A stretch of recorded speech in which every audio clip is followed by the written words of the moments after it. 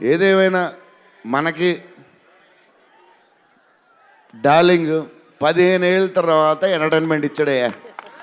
మరి చూసుకోండి, అది సంక్రాంతికి వస్తుంది. మరి సంక్రాంతి సినిమాలు అన్నీ బ్లాక్ బస్టర్ అవ్వాలి. అన్నీ వెరీ ఇంపార్టెంట్. సీనియరే. సీనియర్ దగ్గర నుంచి నేర్చుకుందే మేము, సీనియర్స్ తర్వాతే మేము. 100%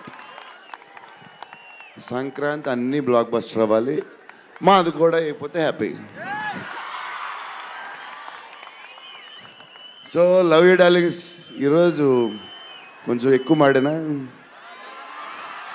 వస్తుంది, అప్పుడప్పుడు వస్తుంది, ఒకరోజు ఎరగదీస్తా.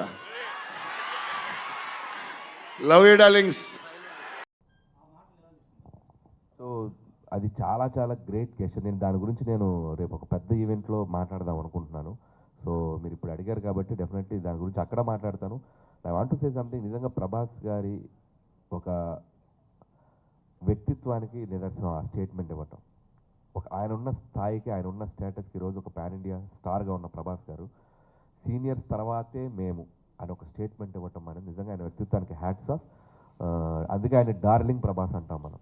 సో ఆయన నేచర్, ఆయన హ్యుమానిటీ కాబట్టి ఈరోజు ఆయన ఆ స్థాయిలో ఉన్నారు. సో ఆ స్టేట్మెంట్ మాత్రం నిజంగా హ్యాట్స్ ఆఫ్ ప్రభాస్ గారికి.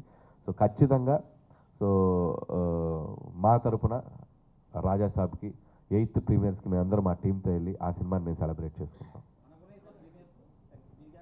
అది త్వరలో చెప్తామండి. అంటే అది ఇంకా ప్లానింగ్ జరుగుతుంది, ఎట్లా రిలీజ్ చేయాలి ఏంటనేది. అండ్ ప్రొడ్యూసర్స్ వాళ్ళు చెప్తారు అది ఎట్లా ఏంటని.